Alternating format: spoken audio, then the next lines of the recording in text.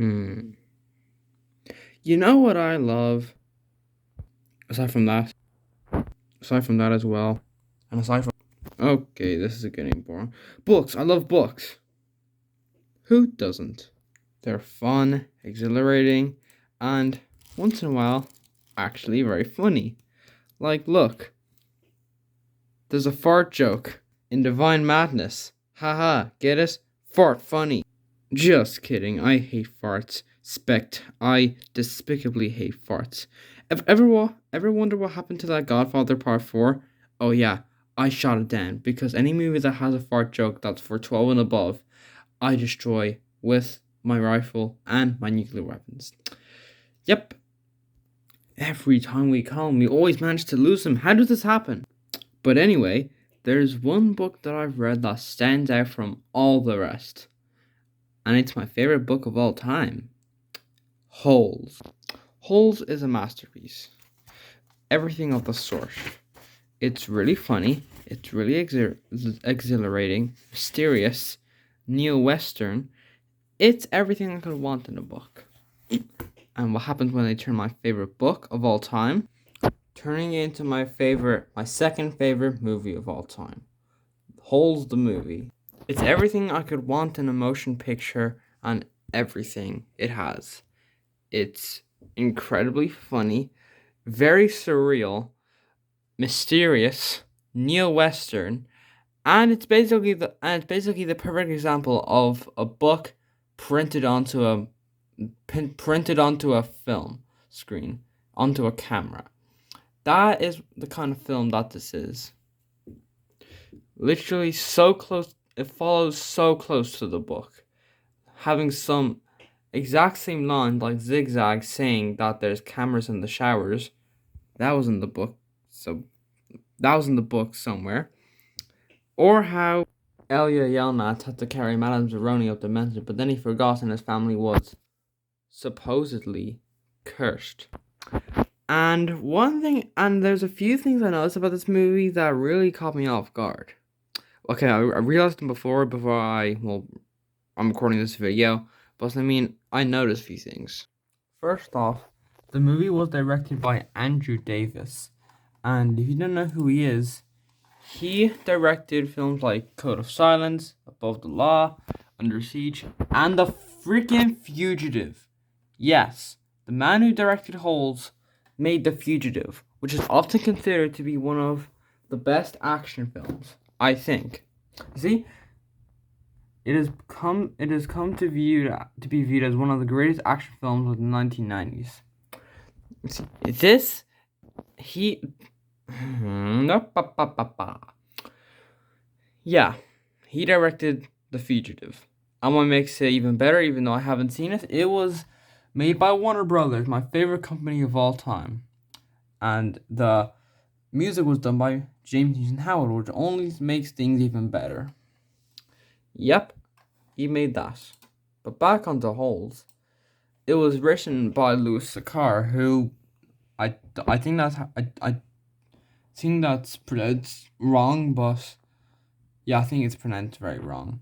He actually wrote the screenplay of this. That's probably why it feels so it feels like very close to the book.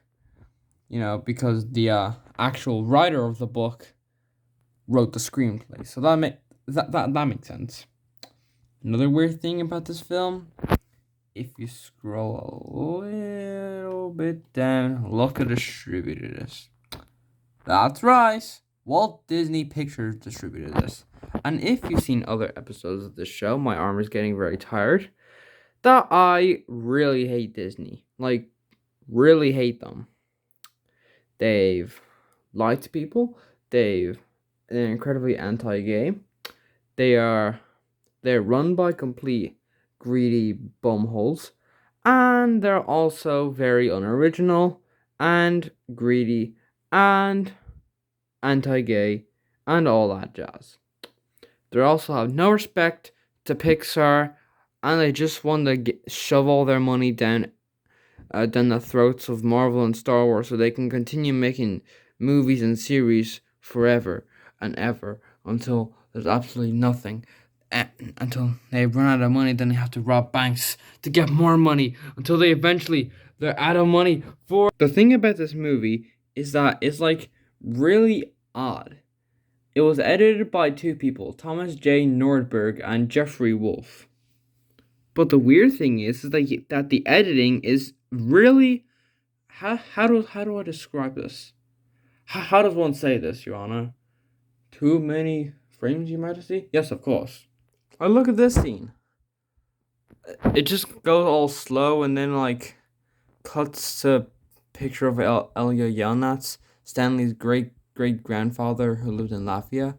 Yeah, yeah. Another weird editing bit is this.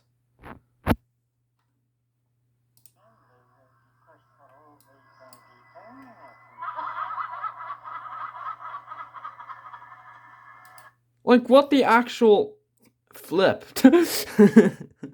That literally makes no sense, but I love it so much. I think that's CGI. You know, I'm talking so positively about this movie that I'm actually struggling to find any criticisms with this. I love this movie to death. I just adore it. It's one of the most oddest, weirdest, and most exhilarating movies I've ever seen, and I gotta love it for that. It received positive reviews when it came out, and it sure as hell deserves those positive reviews. And if you don't like the film, that's fine, but this is just a masterpiece that's underrated. It's a film that came and went, but it should have stayed, because this is a film that is forced to be reckoned with.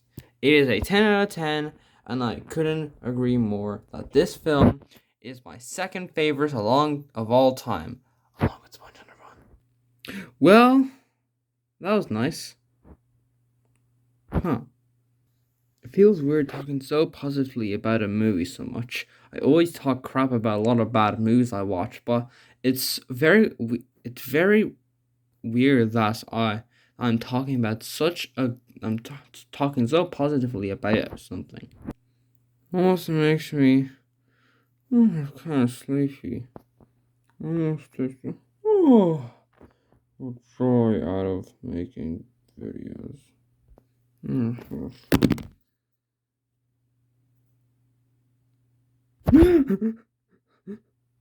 Where am I? Who's there? Go out! It's been a long time, old buddy. Huh, old buddy. What good? Oh no. Hello, RichTRM. Papa. Vladimir Tynerbsky.